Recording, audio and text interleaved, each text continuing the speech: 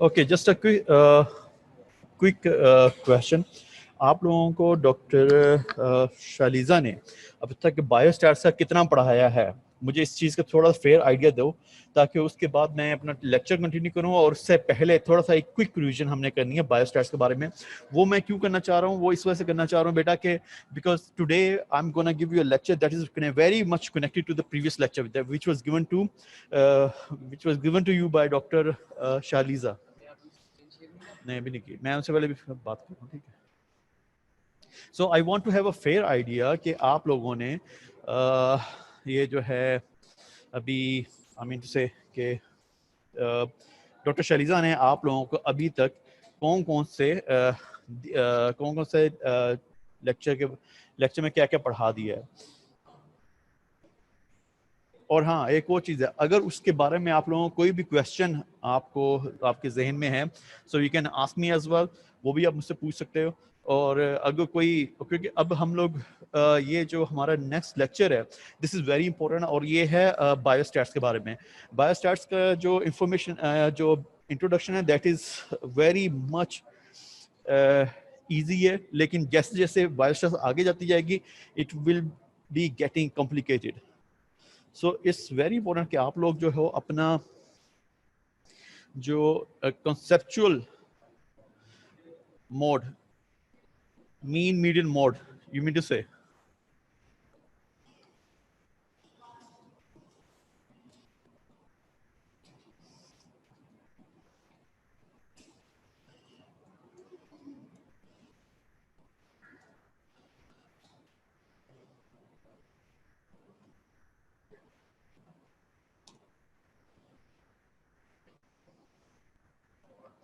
Okay cool, ठीक है जी। अच्छा, इसके बारे में आप लोगों ने मीन मीडियन मोड तो आपने पढ़ लिया, अब इसके बारे में थोड़ा सा मुझे एक छोटी सी बात बताओ। और वो ये है बेटा कि आप लोगों ने इससे पहले जो है आपने वो पढ़ा है ये जो ग्राफिकल रिप्रेजेंटेशन ऑफ डेटा, ये भी आपने पढ़ा होगा।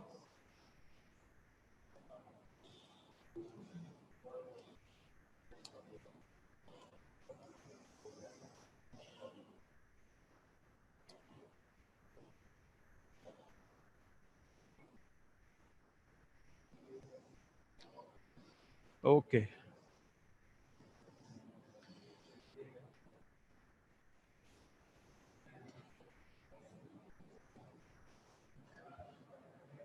यूएसबी, यूएसबी है।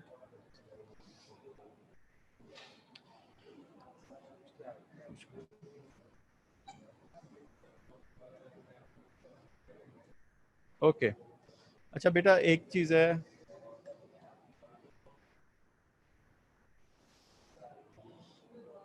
अच्छा बेटा कुछ चीज़ें मैं थोड़ा सा एक क्विक रिव्यू देता हूँ। आप सब लोगों ने सारी चीज़ें बता दी। बायोस्टैट जो है is a little bit difficult, and that's why I will offer you कि आप लोगों को कोई भी कहीं भी कोई प्रॉब्लम हो, यू कैन आस्क मी। और कहीं भी आपका कोई भी मसला आ रहा हो, यू कैन स्टॉप मी, और उसके फौरन बाद I can start from the beginning कि आपने वो चीज़, जो चीज़ आपने मिस हो गई या जो चीज़ आपसे नहीं पढ़ी जा रही, ये वट एवर, ठीक है, वो मैं उसको I will take it up, ठीक है, वो डोंट वरी अबाउट दैट, ठीक है। So that is not a big task for me, वो चीज़ वो नहीं हो जाएगी। कैन यू एक चीज़ है, आप सब लोगों के पास अपनी बुक्स पढ़ी होंगी, वो बुक्स अपने पास अपने जोसेफ जॉन लेकर आओ, ठीक है, और उसके बाद हम लोग स्टार्ट करेंगे इंशाल्लाह ताला।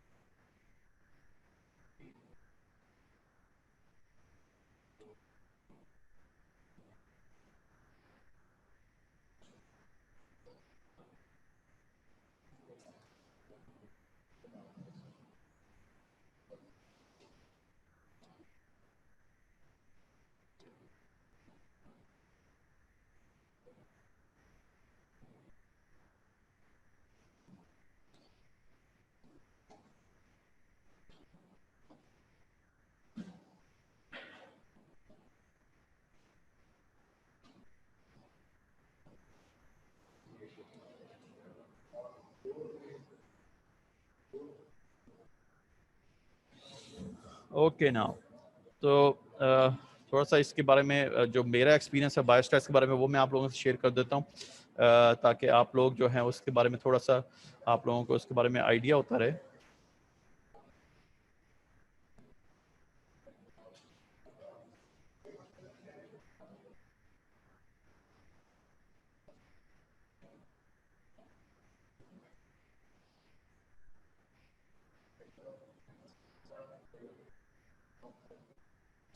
अच्छा बेटा, व्हेन वी वर स्टडिंग, मैं अपनी पोस्ट ग्रेजुएशन की बात कर रहा हूँ, when we were studying our lecture our post graduation, तो उस ज़माने में हम लोग जो सबसे ज़्यादा जो हवा बना हुआ था वो बायोस्टैट्स था।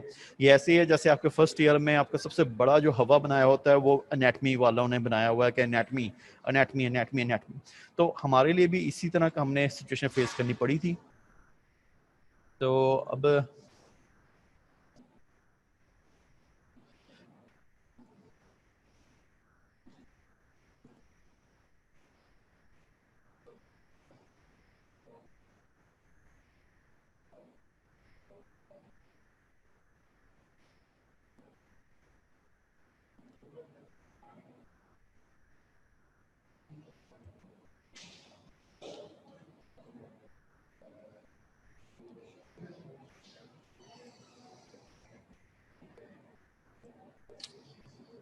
हम लोगों ने सबसे पहले जो है ये मेरे अपने लेक्चर में आपको बता रहा हूँ जो कि मैंने बहुत देर पहले बनाया था, and this lecture is strictly based on conceptual matter. ठीक है, आप लोगों के इस लेक्चर का किताब से कोई लेना देना नहीं है। ठीक है, तो अभी हम लोग इस लेक्चर्स को पहले हम स्टार्ट करेंगे। ये वही लेक्चर है जो कि मैंने शायद आपको when I was teaching you guys the introduction of research methodology, तब आप लोगों को इस पे लेक्चर दिया था मैंने, और मेरे ख्याल से उस वक्त 22 या 23 स्टूडेंट्स थे उस वक्त। ठीक है, तो हम लोग इसे पहले स्किप करेंगे।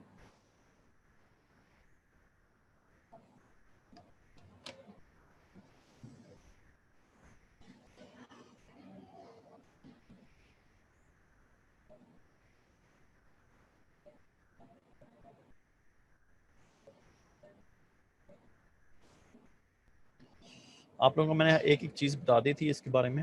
आई hope you can see the screen. So objective session में आपको पहले बता दूंगा। ठीक है, प्रेवलेंस ऑफ इंसिडेंट्स मैंने आपको पहले बता दिया था कि इसमें डिफरेंस क्या है दोनों में, और इन दोनों का रिलेशनशिप क्या है। ठीक है, ये आप लोगों को पहले बता दिया था, बहुत देर पहले बता दिया था मैंने।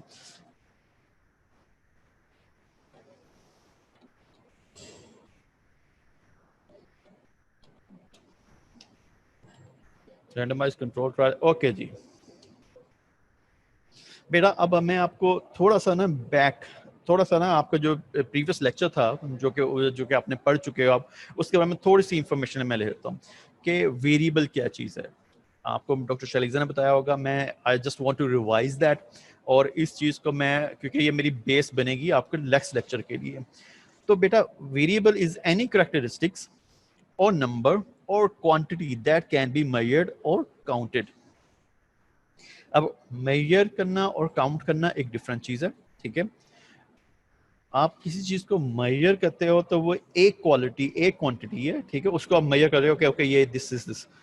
काउंट करना एक डिफरेंट है कि आपने एक नंबर ऑफ पीपल को या नंबर ऑफ थिंग्स को या नंबर ऑफ या फ्रीक्वेंसी को काउंट करना है। सो मेजर करना और काउंट करना बोथ आर डिफरेंट। पहली बात है ये समझ लो।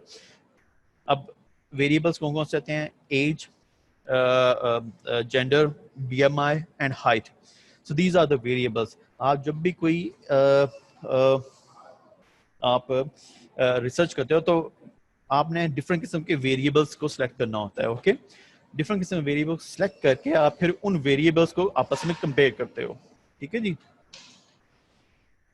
अच्छा, टाइप्स ऑफ वेरिएबल्स, एक होता है डिपेंडेंट वेरिएबल और एक होता है इंडिपेंडेंट वेरिएबल। अच्छा, इसकी इसकी जो मैं आपको जो एग्जांपल है वो मैं आपको अभी, मैं थोड़ी देर बाद आपको क्लियर हो जाएगी। इसके एग्जांपल मैं आप जिससे एग्जांपलीफाई करता हूँ, विच इज दिस। अब आप इस पिक्चर को गौर से देखो। तो इस पिक्चर में लिखा हुआ है how light affects plant growth.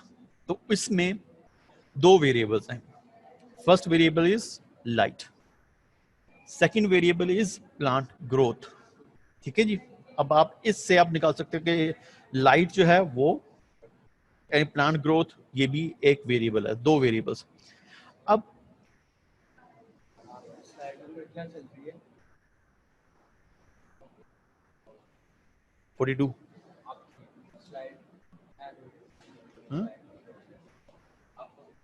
हाँ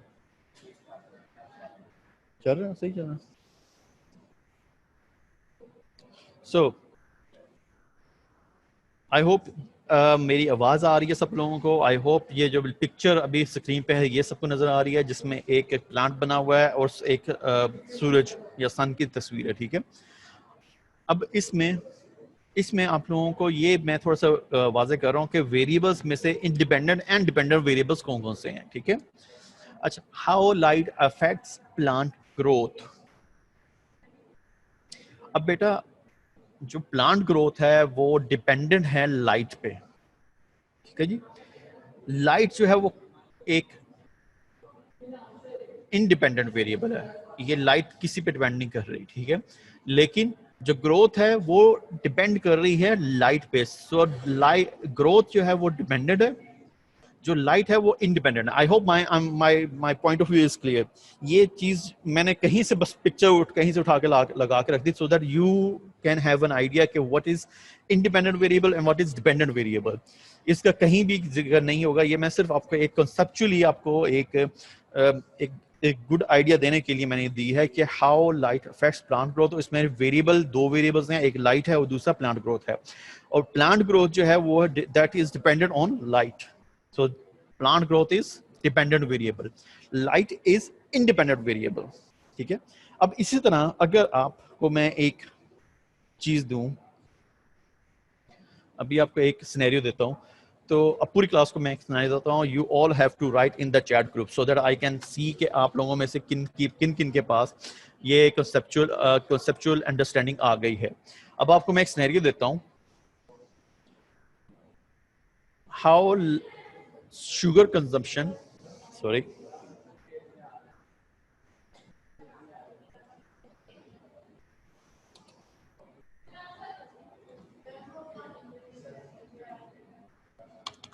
I'm writing in the group.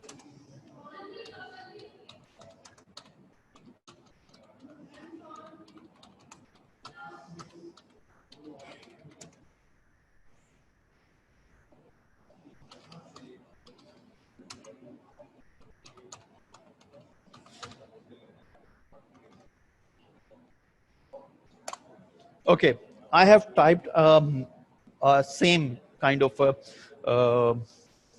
statement in the chat group. ठीक है. अब इसमें से मुझे बताओ कि इंडिपेंडेंट कौन सा है और डिपेंडेंट कौन सा है. मुझे आप लोगों का इसमें रिस्पॉन्स चाहिए. किसी को देख के नहीं आपने देख के नहीं आपने करना कि हाँ किसने क्या टाइप किया है तो क्या होगा. सिर्फ अपने जो आपकी अंडरस्टैंडिंग उसके मुताबिक आप टाइप करते जाओ.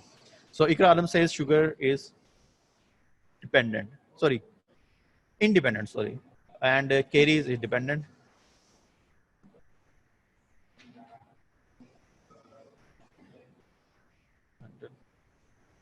ठीक. Okay, good enough. You can say that I can have, I'm happy that you can have a fair idea कि जो शुगर है, शुगर कंजम्पशन है वो इंडिपेंडेंट है और जो कैरीज है वो किस पे डिपेंड कर रही है, sugar consumption. So caries is dependent and sugar consumption is independent. Okay, thank you so much. अब हम लोग okay, now we go back to that. So variables मैंने आपको बता दिया, टाइप्स ऑफ वेरिएबल्स. अब इसको अच्छी तरह पढ़ लेते हैं ताकि आप लोगों का एक जो है ना आइडिया है वो जो क्लियर हो जाए. सो dependent variable is a variable is in a functional relation whose value is determined by whose value is determined. ये फिर वही बात हो कि इसकी वैल्यू डिटरमिन हो रही है किससे, values assumed by another variable in relation. ठीक है. Independent variable a variable in functional relation whose value determines the value of other variable. तो इंडिपेंडेंट वेरिएबल जो होता है उसकी वैल्यू डिटरमिन्स करती है अदर वेरिएबल को, और डिपेंडेंट वेरिएबल है वो it is determined by other variable which is independent variable. अब ये देखो, ये क्या किस, sorry I am so sorry, ये पिक्चर आप गौर से देखो. So sorry again. So independent variable is the variable that influences the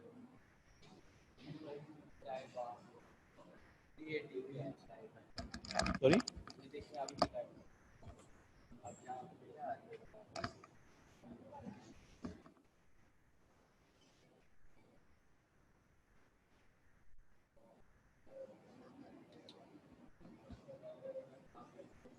मैं इस तरह कर रहा हूँ, इस तरह कर रहा हूँ. Okay, now I'm sorry, ये मेरी कुछ lagging थी. There was some lagging in the screen sharing. So अब ये जो picture है ये you can see it कि जो independent variable है that influences the change in dependent variable. Okay, ये अगेन मैं आपको बता रहा हूँ कि जो इंडिपेंडेंट वेरिएबल है वो चेंज लाता है डिपेंडेंट वेरिएबल में, जिस तरह शुगर कंजम्पशन चेंज लाती है कैरीज में. ये दिस इज, और इसी तरह ये देखें again independent variable dependent variable को चेंज ला के आता है. ठीक है जी. अच्छा, अब इसमें एक चीज याद रखो, इंडिपेंडेंट वेरिएबल को हम कॉज कह सकते हैं.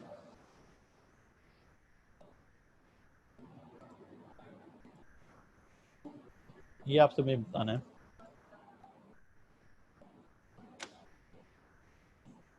इंडिपेंडेंट वेरिएबल को कॉज कह सकते हैं. Yes. So independent variable is most likely a cause, is most likely a risk factor as well. ये risk factor भी हो सकता है, ये exposure भी हो सकता है. ठीक है. इंडिपेंडेंट वेरिएबल को रिस्क फैक्टर भी बोलेंगे, कॉज भी बोलेंगे और एक्सपोजर भी बोलेंगे. बस ये चीज याद रखिएगा. ठीक है जी. तो आप लोगों को ये चीज थोड़ी सी समझ में आ गई होगी. ठीक है. Independent variable is also known as control variable. इसको छोड़ दो, जो मेन चीज समझने वाली है वो है कि इसे रिस्क फैक्टर या एक्सपोजर वेरिएबल कह सकते हैं. ठीक है जी. अच्छा,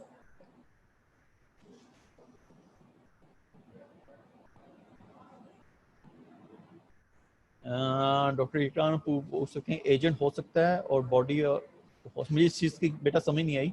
इस क्वेश्चन को थोड़ा एलेबोरेट करके पूछो. I will answer that.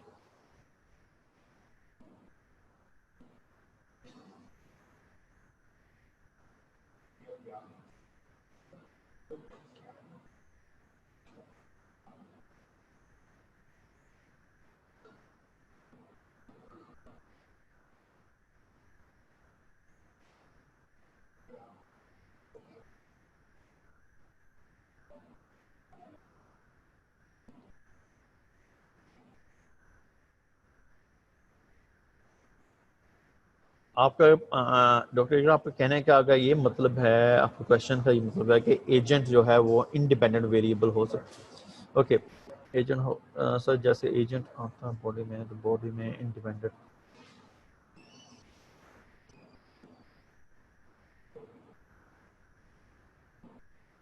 बेटा ये जो आप बात कर रही हो ना, ये दिस इज, ये आप किसी दूसरे एक जो है ना मौजू पे बात कर रही हो.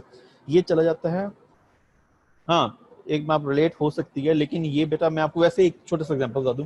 ये आप ले रहे हो एक हिस्टोपैथोलॉजी के तौर पे. आपने शायद अभी थोड़ी देर पहले शायद पैथोलॉजी का लेक्चर पढ़ा हो, या फिर recently you are reading pathology. But बेटा ये जो है ना, अब एजेंट जो है बॉडी में एंटर होता है, वो ये सारी चीजें बेटा हम लोग रिसर्च में कहीं भी ये नहीं करते. उसका रीजन ये है कि एजेंट, कोई भी एजेंट हो, वो हेजर्डस होता है या फिर डेंजरस होता है. तो अगर हम बॉडी में इंजेक्ट करते हैं वो चीज, तो दैट इज वेरी डेंजरस. ठीक है, वो एक डेंजरस चीज है. फॉर एग्जांपल जैसे अब एक एटेन्यूएटेड वायरस है. ठीक है, वो वैक्सीन जब तैयार हो रही होती है, आपके कहने का मतलब मैं ये भी ले सकता हूँ कि एक वैक्सीन है जो तैयार हो रही होती है, वो जब एक बॉडी में एंटर कराते हैं तो वो इंसानों पे नहीं करते, उसकी जो ट्रायल्स हो रहे होते हैं डिफरेंट जानवरों पे, different other other living things पे, इंसानों पे नहीं हो रहे थे। जब वो सक्सेसफुल हो जाती है तब उसकी जो है ना ट्रायल किए जाते हैं। ये जो चीज़ है, ये वेरिएबल जो है, ये मैं I am talking strictly about this research purpose, ठीक है। रिसर्च पर्पस में आपको देखना है कि एक चीज से दूसरी चीज के साथ क्या हो रहा है, ठीक है।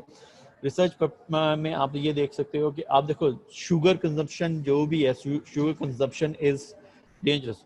तो आप किसी को शुगर कंजम्पशन के लिए कह नहीं सकते क्योंकि इट इज डेंजरस।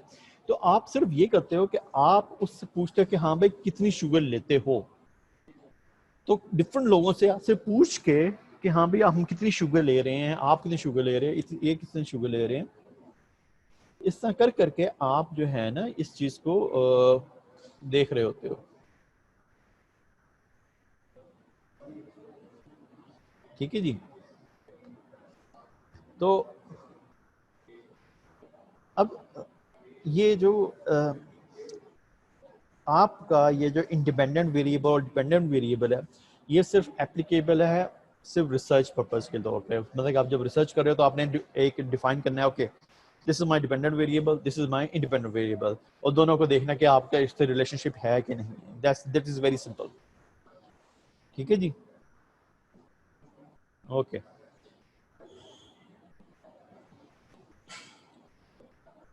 अच्छा, इसी तरह अगर जो डिपेंडेंट वेरिएबल है उसे हम क्या आउटकम कह सकते हैं, क्योंकि डिपेंडेंट जो है जो उससे आउटकम होता है, ठीक है, तो हम उसे आउटकम कह सकते हैं, वेरिएबल कह सकते हैं। सो ये एक चीज, छोटी सी चीज जो कि समझने वाली बात थी, ठीक है जी।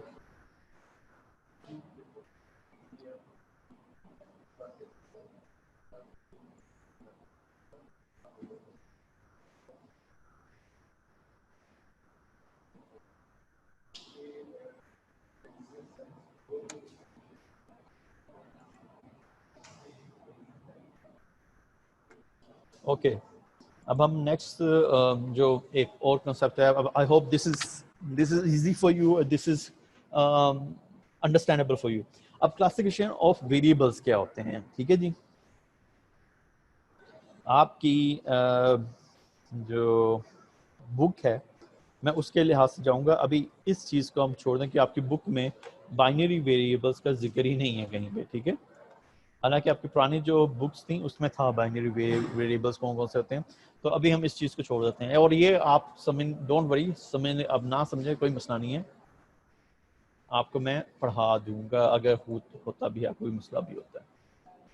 अच्छा, अब एक चीज़ बता दो मैं आपको कि एक चीज़ होती है कैटेगोरिकल वेरिएबल, एक होती कंटिन्यूस वेरिएबल। अब वेरिएबल्स जो होते हैं ये डिपेंडेंट और इंडिपेंडेंट की अब छोड़ दो बातें, ठीक है। अब उस चीज को आपने समझ लिया, अब उसको उसको अपने साइड पर रख दो। तो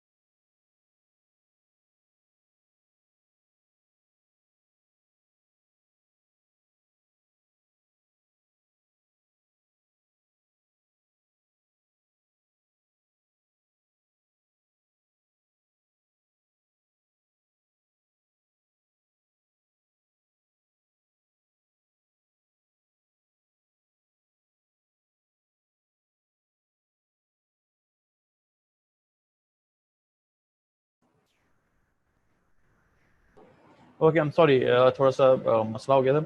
एनीवेज, अब बेटा, अब जो इंडिपेंडेंट और डिपेंडेंट वेरिएबल है इन दोनों को जहन से अब थोड़ा सा साइड पे करो, और अब दूसरी कैटेगरी, दूसरी क्लासिफिकेशन पे आओ कि वेरिएबल्स किस तरह के हो सकते हैं। एक होता है कंटिन्यूस वेरिएबल और एक होता है कैटेगोरिकल वेरिएबल्स, ठीक है। अब इसकी मैं बताता हूँ, आपको बताता हूँ बेटा। कैटेगरी क्या पता है आपको, ये कैटेगरीज क्या होती हैं? So any variable that has 2 और मोर कैटेगरीज, उसकी जो मेजरिंग है वो 2 कैटेगरीज में हो या 3 कैटेगरीज में हो या 4 कैटेगरीज में हो, आई डोंट केयर, वो कैटेगरीज में हो तो उसे कैटेगोरिकल वेरिएबल कहते हैं, ठीक है। और ऐसा वेरिएबल जो कि एक कंटिन्यूस स्केल पे चलता जाए बिटवीन, और यहाँ पे बहुत ज्यादा पॉइंट्स हो एक पॉइंट से दूसरे पॉइंट में, दैट इज कंटिन्यूस वेरिएबल। इस चीज में आपको एग्जांपल दे देता हूं। अब ये जब मैं एग्जांपल दूंगा तब आपको समझ लगेगी। So continuous variable can assume, can take any an infinite number of values, ठीक है।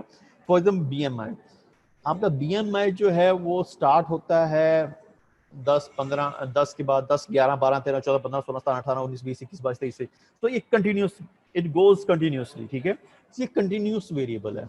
ब्लड प्रेशर आपका 60 से स्टार्ट होके 60, 1, 2, 3, 5, 1, 2, 3, 4, 5, 6, 7, 8, 9, 10, ये एक कंटिन्यूस स्केल पे चल रहा है।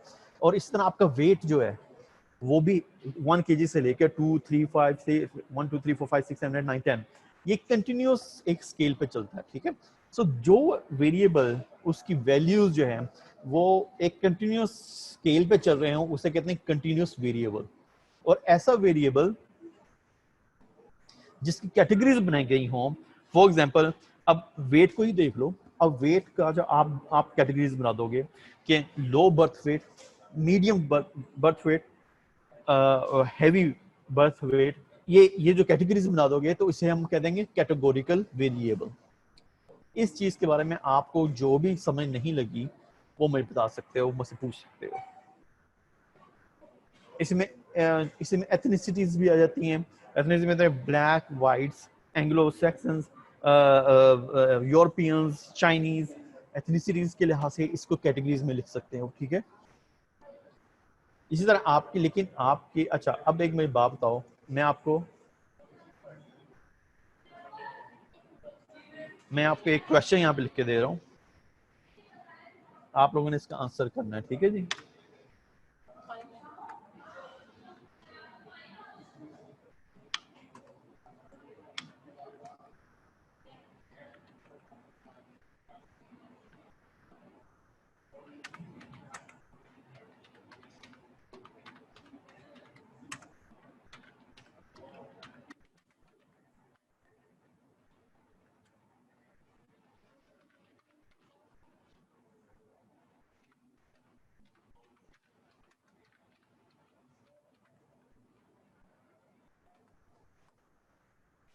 मैंने आपको एक मैसेज टाइप किया है इसी चैट ग्रुप में, आप मुझे इसका मुझे बता करके बताओ कि ये क्या चीज है।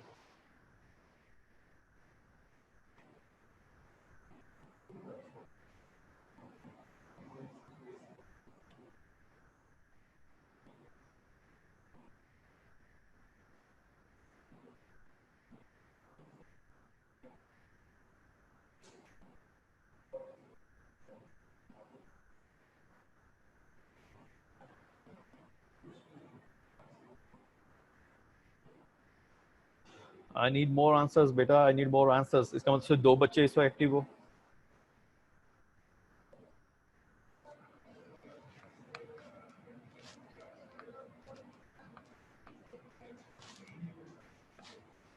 ओके, सो मेजोरिटी लोगों ने कंटिन्यूस बोला है, कुछ लोगों ने कैटेगोरिकल बोला है। तो बेटा जो लोग कैटेगोरिकल बोला है उसका मुझे आंसर मुझे चाहिए कि उन्होंने कैटेगोरिकल किस वजह से बोला है। देखें, एज जो है वो एक 1, 2, 3, 4, 5, 6, 7, 8, 9, 10 आगे सो ऑन जाती है, ठीक है। तो it is a continuous variable. अगर आप कहते हो कि ये कैटेगोरिकल वेरिएबल है तो भाई किस तरह से कैटेगोरिकल वेरिएबल हो गया, मुझे इसका थोड़ा सा आप मुझे अगर आप, नहीं बेटा देखो, कैटेगरी होती है जिसके अंदर कैटेगरीज बनाई होती हैं। अगर इसी फॉर एग्जांपल अगर मैं इन्हीं जो एज को मैं ग्रुप्स में बना दूं कि एज ग्रुप है 1 से लेकर 10 तक एक ग्रुप, 10 to 20 दूसरा ग्रुप, 20 to 30 तीसरा ग्रुप, और ये ग्रुपिंग में बन जाए, ये कैटेगरीज बन जाए, तो फिर होती है वो कैटेगोरिकल। लेकिन एक जो काउंटेबल है, जो कि एक कंटिन्यूसली जा रहा है 1 2 3 4 5 6 7 8 9 10, मैंने आपको बोला कि जो एक स्केल पे चल रहा हो, ठीक है, एक स्केल से चल रहा हो, उसे हम कंटिन्यूस वेरिएबल बोलते हैं।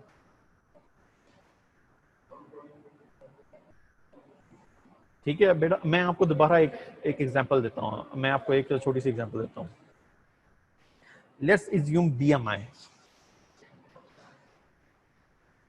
बीएमआई है एक कंटिन्यूस वेरिएबल, ठीक है, ओके, आई एम सॉरी, एक और एग्जांपल मैं तो आपको देता हूँ। Let's assume weight. जो वेट है वो एक कंटिन्यूस वेरिएबल है, 1 kg 2 kg 3 kg 4 kg 5 kg 7 and so on, it goes on, जहां पर जा सकते हैं। अगर ये वेरिएबल वैसे तो कंटिन्यूस वेरिएबल है, लेकिन आप इसी कैटेगरीज बना दो कि 1 to 25 kg आपने लो वेट रखना है, 25 kg to 50 kg आपने मीडियम वेट कर रखना है, एंड उसके बाद हेल्दी वेट आ जाता है, उसके बाद ओबीज आ जाते हैं लोग, ठीक है, मतलब ओवर 100 kg वो आप ओबीज रखोगे उसको। तो ये आपने कैटेगरीज बना दी, तब ये कैटेगोरिकल वेरिएबल बन गया, ठीक है। उसमें आपने लिखना है कि दिस वेरिएबल, उस वेरिएबल में आपके ग्रुप्स हैं, कि first group, second group, third group, fourth group.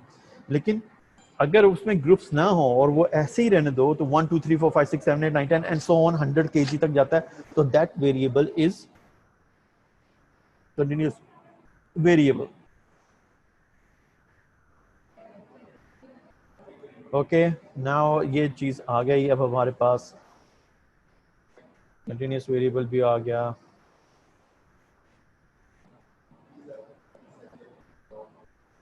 ये इसकी एग्जांपल नहीं लेने, अगर ये आपके नहीं जरूरत, क्वालिटेटिव एंड क्वांटिटेटिव डेटा भी शायद आपको इतनी जरूरत ना पड़े अभी।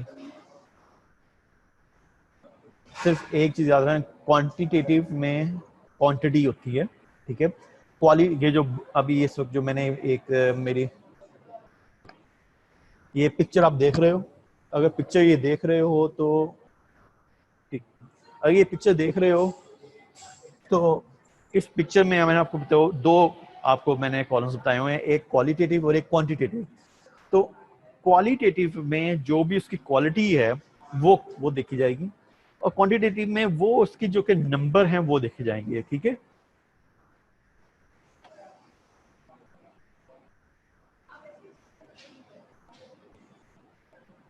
ग्राफ आपने भी पढ़ लिए, ठीक है, बार ग्राफ, बार चार्ट्स, ठीक है, हिस्टोग्राम्स क्या होते हैं एंड हिस्टोग्राम में क्या होता है डिफरेंस, ठीक है। अब आ जाते हैं बेटा जो मेन चीज है, मीन मीडियन मोड। ये क्या चीज होते हैं बेटा? सो बेटा एक चीज याद रखना, इससे पहले मैं आपको एक ये वाला जो है ना, अब you have to look at this picture. Concept ये है, कॉन्सेप्ट बना लो यहाँ पे, दिस इज वेरी इंपॉर्टेंट, ये आप समझना पड़ेगा, ये बहुत ज्यादा समझने वाली बात है। ये भी ये समझ जाओगे तो आपके आने वाली अगले वाली जो बायोस्टैट्स है वो आपके लिए बहुत ज्यादा इजी हो जाएगी, ठीक है। अब बेटा आप हिस्टोग्राम आपने पढ़ लिया होगा, मैं सारा ये बेस बना रहा हूँ आप लोगों की कि यार ये चीज ये होती है, ये कॉन्सेप्ट ये होता है, ये कॉन्सेप्ट ये होता है, और उसकी बेस पे आगे फर्दर हम उस चीज को एक बिल्डअप करेंगे। So histogram is a plot that shows the underlying frequency distribution of a set of continuous data। अब मेरी बात थोड़ा सा समझो, आपने एक डेटा लिया, आपने एक रिसर्च की, आपने उस रिसर्च को जो है ना, उस रिसर्च को उसको आपने हिस्टोग्राम बना दिया। अब ये आपको बेसिक कॉन्सेप्ट बता रहा हूँ कि ये क्या होता है, ठीक है। अब हिस्टोग्राम जो होती है, हिस्टोग्राम होती है वो ये होता है कि ये एक प्लॉट बना देता है कि ये आपकी जो जो डेटा है वो कहाँ कहाँ फॉल कर रहा है। आपका आप फॉर एग्जांपल हाइट का लेते हो, मैं आपको हाइट का बता देता हूँ, ठीक है। अब हाइट में बेटा आप क्लास की हाइट लोगे, क्लास की आप अपनी क्लास की अगर हाइट की अगर आप प्लॉट बनाते हो या उसका हिस्टोग्राम बनाते हो, तो बेटा आपको जो डेटा बना के देगा ना वो एक एक शेप में बना के देगा, ठीक है।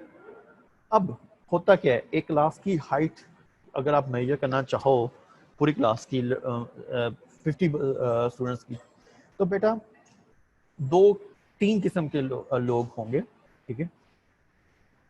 वो लोग जो बहुत शॉर्ट हैं वो कुछ 3-4 होंगे, ठीक है।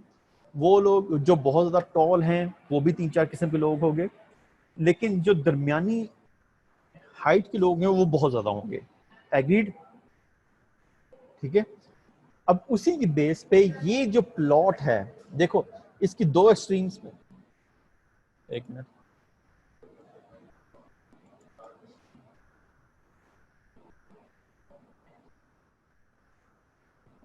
अच्छा अब देखो, अब इस प्लॉट को देखो, अगर आप ये मेरा ये पिक्चर देख रहे हो, ठीक है। ये अगर पिक्चर देख रहे हो आप, ओके, ठीक है, ठीक है।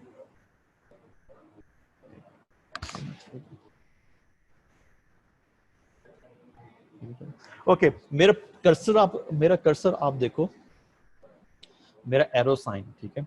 अब बेटा ये अब इस हिस्टोग्राम के अंदर जहां पे मेरा एरो है, ठीक है, ये है शॉर्ट हाइटेड वाले लोग, ये एग्जांपल दे रहा हूँ।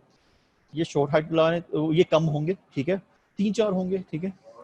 उसके बाद ऊपर जो दरमियानी हाइट वाले लोग हैं वो ज्यादा होंगे, और उसके बाद दूसरी एक्सट्रीम आएगी जो कि टॉल होंगे, वो भी कम होंगे। सो ज्यादातर लोग कहाँ फॉल करेंगे, ये इसमें, ये जो दरमियान में जो एरिया है जो कि एक हाइटेड एरिया है, इसमें फॉल करेंगे। मेरी समझ लग रही है आपको? ये कंसेप्ट ले लो आप, ठीक है। ये कंसेप्ट लोगे तो फिर आपको आगे चलने में, आगे पढ़ने में इजी होगा, ठीक है। तो ये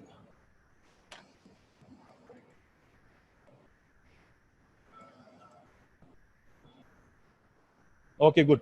सो अगर ये देखो, ये जो मिड में एरिया है, ये जो मिडल में एरिया है, यहाँ पे ज्यादातर लोग फॉल कर रहे होंगे, ठीक है। और ये जो साइड एरियाज हैं इस पे कम लोग फॉल कर रहे होंगे। आप कभी भी कोई भी चीज लोगे, कोई भी चीज लो, चाहे वो कैटेगोरिकल हो चाहे वो कंटिन्यूस हो, ठीक है। अब कैटेगोरिकल में क्यों होगा बेटा, मैं आपको बताता हूँ। कैटेगोरिकल में लोग कहाँ फॉल करेंगे, जो मिडिल रेंज है, जो मिडिल कैटेगरीज हैं, ठीक है। एक low birth weight, low birth sorry low weight, middle weight and heavy weight, तो उसमें से ज्यादातर लोग जो फॉल करेंगे वो इस मिडिल एरिया में फॉल करेंगे, ओके। ये इस चीज की समझ लो। और इसी की बेस पे हम लोगों ने एक जो हमने इस चीज को कि मिडल, आपके जो मिडल में है, ये जो सारा सारा हाइटेड एरिया, ज्यादातर लोग पॉइंट ऑफ इंटरेस्ट होंगे वो ये लोग होंगे, ठीक है। तो इसी वजह से हमने measures of central tendency and measure of dispersion, दो दो जो है ना मेजर वर्ड में से टर्मिनोलॉजीज यूज करना शुरू की। So measure of central tendency किसको करेगी, ये जो दरमियान वाला एरिया होगा उसको मेजर करेगी। और मेजर ऑफ डिस्पर्शन के वो किस हद तक डिस्पर्स हुए हुए हैं, ये देखिए यहाँ से लेकर यहाँ तक, ये जो साइड वाला area dispersion, this is dispersion. And जो मिड वाला एरिया, दिस इज एरिया, या ये जो है ना, इसे यहाँ को मेजर करने के लिए हम लोग मेजर्स ऑफ क्या लेंगे, सेंट्रल टेंडेंसी।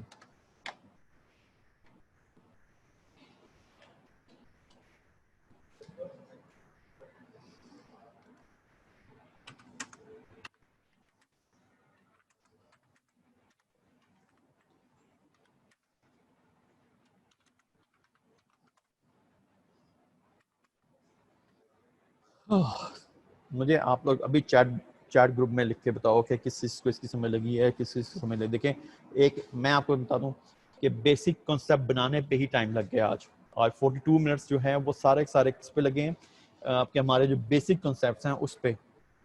लेकिन दिस इज़ वेरी इंपॉर्टेंट, अगर ये समझ लोगे आप लोग, अगर आप पूरी क्लास इस चीज़ को समझ लेती है तो biostats would be very easy.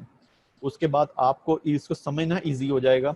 और हाँ, अगर आगे भी प्रॉब्लम होती है तो आगे भी it's all about concept. Concept ठीक होंगे बेटा तो फिर आपके ठीक रहेंगे आगे वाले सारे सारे जो भी मुश्किलात होंगी, और उस पर उसको आप उसी तरीके से सॉल्व कर सकते हो। गुड। सो अगर किसी को प्रॉब्लम है तो वो टाइप कर सकता है, मुझसे पूछ सकता है, ठीक है। ये कॉन्सेप्ट बनाना बहुत ज़रूरी थे। इसका रीज़न क्या था? इसका रीज़न इस वजह था सर बेटा, क्योंकि बायोस्टैट समय में नहीं आती। आप दूसरे कॉलेजेस में चले जाओ, किसी को बायोस्टैट समय नहीं आएगी। उसका रीज़न ये है कि यही चीज़ें, यही कॉन्सेप्ट जो है सही तरीके से पढ़ाए नहीं जाते, और उसकी वजह से बायोस्टैट्स को रट्टा के तौर पर लिया जाता है कि रट्टा लगाओ और पास करो। लेकिन ये क्यों है? क्योंकि ये इंपॉर्टेंट है, क्योंकि ये इसकी एप्लीकेशन बहुत ज़्यादा इंपॉर्टेंट है। ये एप्लीकेशन अगर आप अपनी रिसर्च में करोगे या फिर डेटा इवैल्यूएशन में करोगे या कहीं भी आप करोगे तो ये आपके लिए बहुत ज़्यादा ईजी हो जाएगा। Okay, now we will continue our lecture.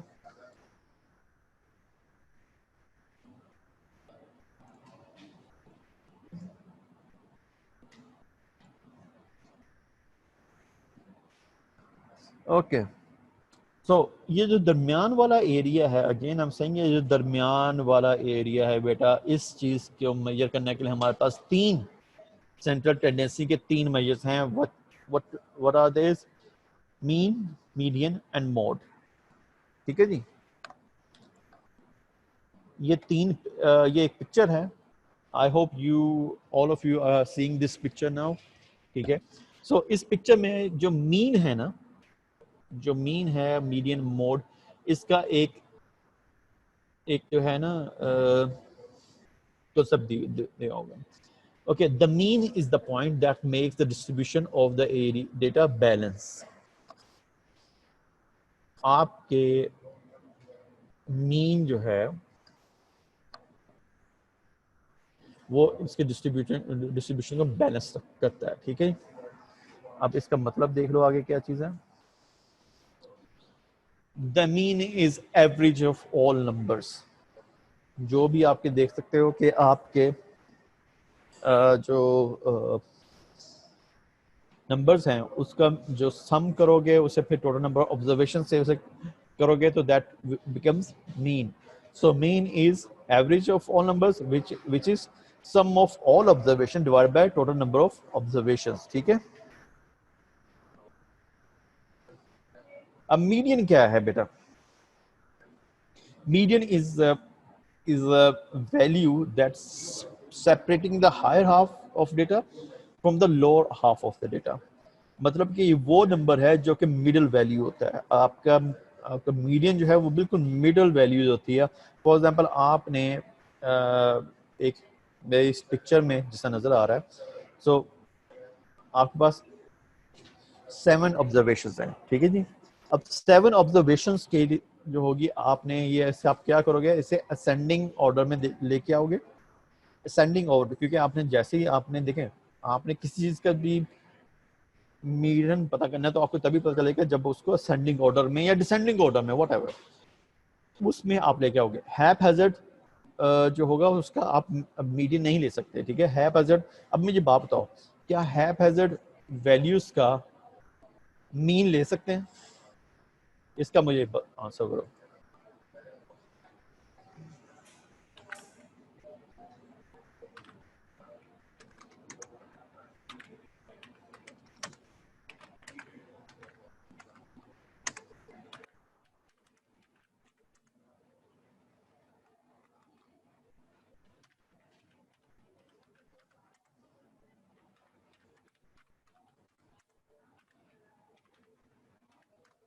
इसका आंसर मुझे बताओ आप कि क्या हैप हैजर्ड वैल्यूज का मीन कैलकुलेट कर सकते हैं हम लोग?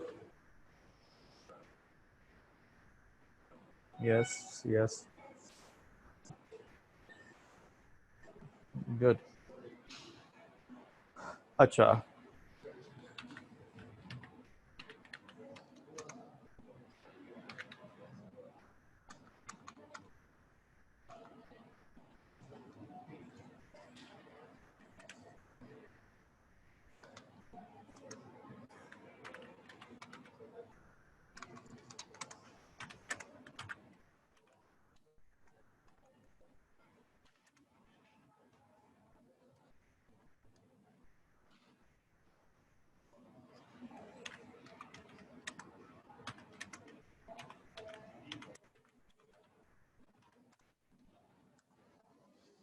इसका आंसर बताओ बेटा।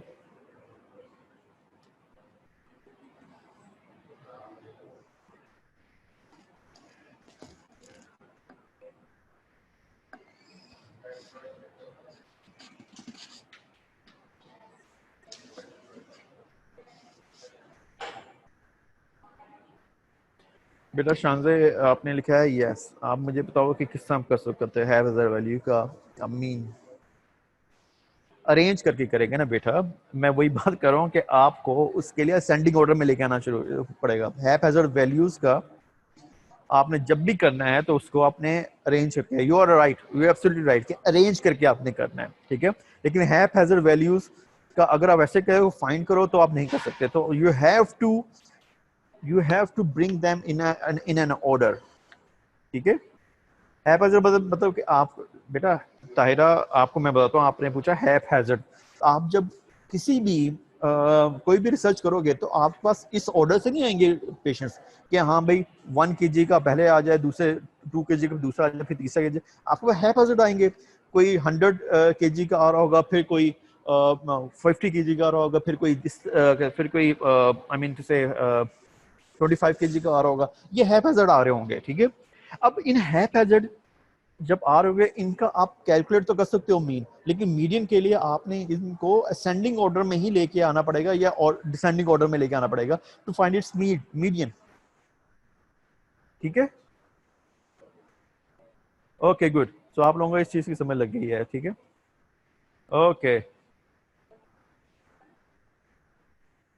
ओके। मोड मोड बेटा वो है जो कि सबसे ज्यादा रिपीट हो रहा है। एक वैल्यू डेटा सेट में जो जो वैल्यू सबसे ज्यादा रिपीट होती है, जो मोस्ट फ्रीक्वेंट होती है, which occurs in the most frequent number, that is mode. Okay.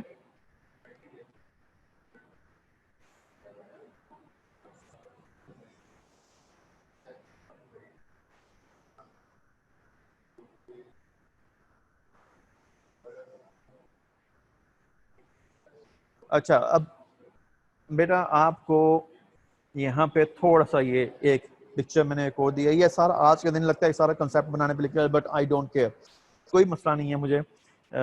मुझे इस चीज के लिए कोई ज्यादा वो। अब ये एक और पिक्चर है, सॉरी। अब एक बंदे की एवरेज जो है यहाँ पे हमने लिखाई हुई है, पूरे पॉपुलेशन की एवरेज है, ठीक है जी। 45,000, 15,000, 10,000, 55, 5,700, 5,700, ये इस तरह करके। अब इसमें जो है ना, अब इस पिक्चर में जो मीड एवरेज है वो एक है, मतलब median which is the one that that is in the middle. अब उसमें 12 जो हैं वैल्यूज, ये 12 ऑब्जर्वेशन अबव हैं, 12 नीचे हैं, ठीक है। That is median. And mode जो है वो occurs in the most frequent way. This pictures, ये पिक्चर्स आप समझने के लिए बहुत ज्यादा इंपॉर्टेंट है। ये pictures, this picture is the key कि एवरेज क्या है, मीडियन क्या है और मोड क्या है। I hope this picture makes you understand it better. अब बेटा ये हो गया डिस्ट्रीब्यूशन ऑफ डेटा, मैंने आपको पहले बताया था। आप एक डेटा लो, उस डेटा को आप अगर प्लॉट में करोगे तो एक इस तरह करके एक सिमेट्रिक डिस्ट्रीब्यूशन आएगी। दरमियान वाला एरिया होगा उसमें मीन मीडियन फॉल करेंगे, और उसके बाद जो साइड पे हो गया वो डिस्पर्शन होंगे, ठीक है।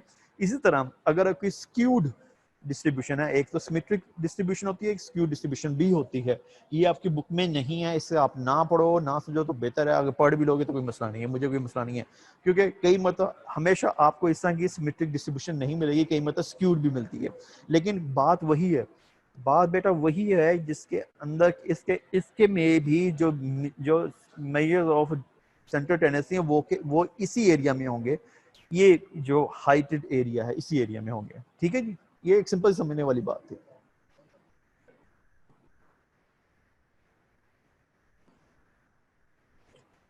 मीन मीडियन मोड अगेन आपको मैं बता दिया, इस चीज को समझ लो। ये एक चीज को बार बार दिखाने का मकसद ये है कि आप लोगों का कंसेप्ट जो है वो एक जगह से दूसरी जगह भी ना जाए।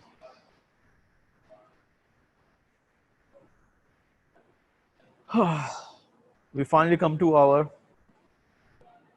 जो मेन टॉपिक था, उसका जो मेन टॉपिक है, इस पे आते हैं।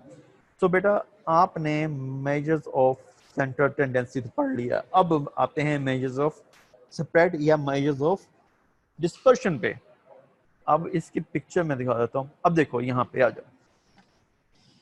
अब ये देखो दरमियान वाला एरिया होगा, ये होगा मीन के लिए, और साइड वाला एरिया जो होगा, इस चीज को मेजर्स करने के लिए हमारे पास क्या होंगे, मेजर्स ऑफ स्प्रेड और measures of dispersion.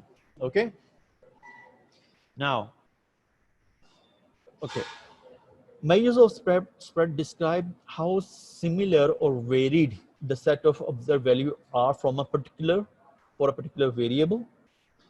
Spread हम क्यों measure करते हैं, इसका रीजन क्या है? In a large data sets, mean, median and mode are not the one part of the picture, but that summarizes the data set. So measures of spreads show how scattered the values are or how much they differ from the mean value. इस चीज को समझो, ये point थोड़ा सा समझने वाला है आपके। फिर अगेन थोड़ा सा कंसेप्चुअली मैं आपको बताता हूँ कि ये जो हम क्यों मेजर करते हैं, क्योंकि हम सिर्फ एक डेटा सेट के सिर्फ एक ये जो मीन जो एरिया है, मेन एरिया, ये this is just one part of picture. ठीक है, ठीक है, most of the people fall in that area, लेकिन what about the other people, other data set, उनको भी हमने देखना है, तो उनके लिए भी हमने ये होता है। ठीक है, ये जो है ना, क्योंकि जो मीन मीडियन मोड है, they only summarise the data set. Measure of spread or measure of dispersion, they show how scattered the values are and how much they are different from the mean value. आपने ये भी तो देखना है ना कि जो मीन वैल्यू से डिफरेंट है वो कितने ज्यादा डिफरेंट है, वो कितने ज्यादा वो कितनी एक्सट्रीम पे हैं। तो इसके लिए हम लोगों ने ये 3 चीजें बनाई हैं। कॉन्सेप्ट आपको मैंने दे दिया। I hope I am very clear on this.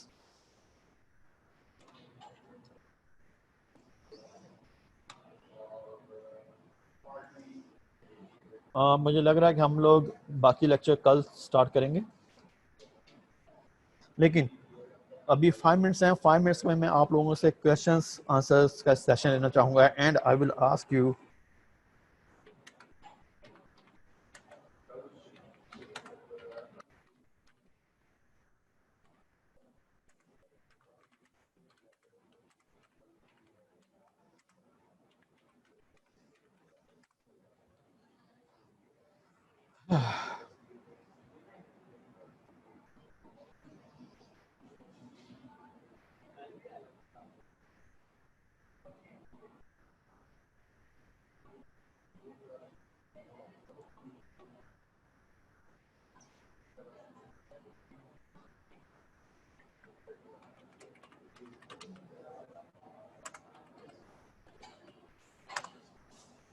Questions. बेटा I need to ask you questions कि आप लोग क्वेश्चंस जो भी हैं मुझे बताओ।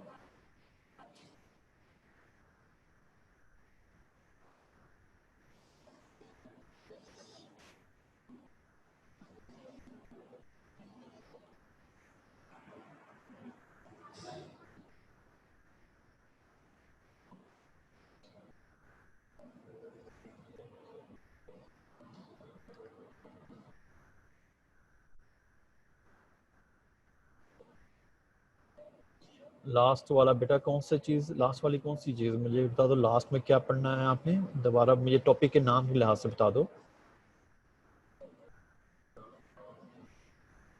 Okay, dispersion. बेटा एक चीज याद रखना आपने, मैं इस पिक्चर इसको देख लो। अब ये देख लो, दिस इज एक डेटा सेट लिया, सिमेट्रिकल डेटा था। 50% राइट साइड पे फॉल कर रहे हैं, 50% लेफ्ट साइड पे फॉल कर रहे हैं।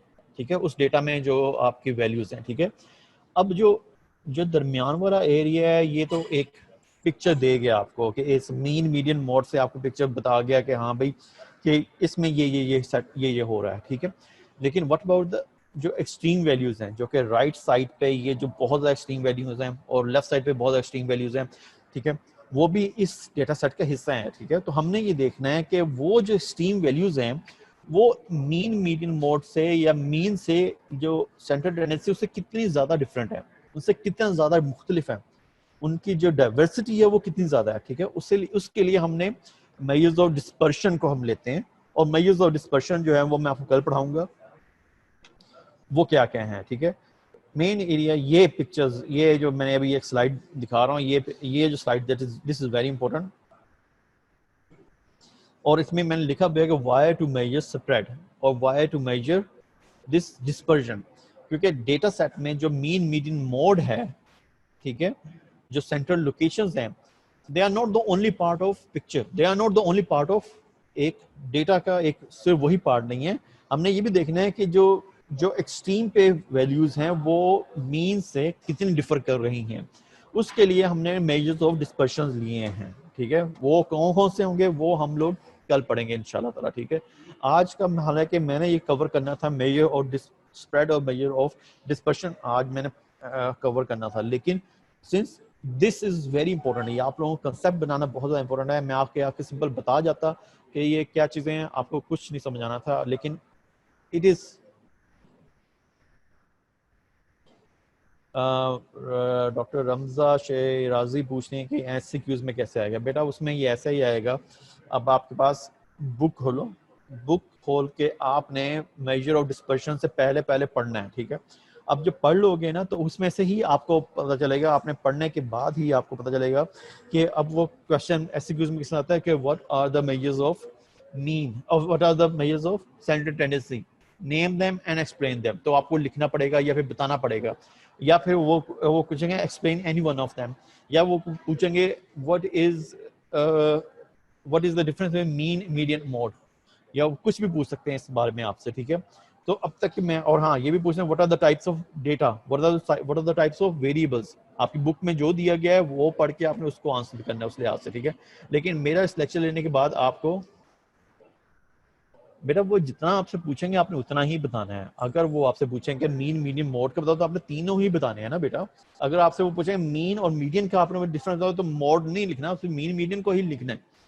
ये ना देखो आपको इस वक्त एक चीज समझनी चाहिए, आपके एससीक्यूज जो हैं वो एक इस बेस पे हैं कि आपने टू द पॉइंट आंसर करना है, ये नहीं होता कितना लंबा होना चाहिए।